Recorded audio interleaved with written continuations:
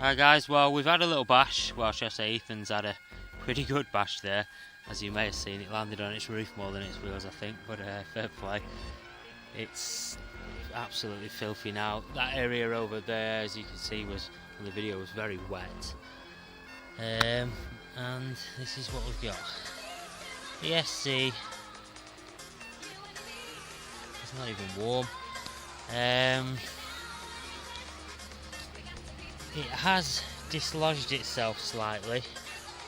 It's just a bit of foam-backed mounting tape holding it on. I'm assuming it's the heat combined with all those knocks has obviously knocked it a little bit out, killed it. But I can just take that back down. But I was more worried about moisture trap and heat, and I can feel from the heat. I mean, it's barely warm, and this can run without a fan anyway. So yeah, I mean, at the moment, I think I'm all good. I will have to have a longer bash.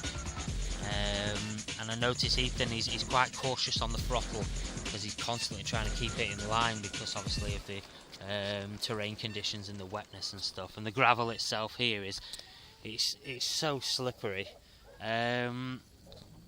So yeah, I'll give it another test myself. I want a bit more wet conditions really, maybe even light drizzle. Definitely want more water on the floor. As you can see, the stones are dried out a bit, so I want to be able to test properly really.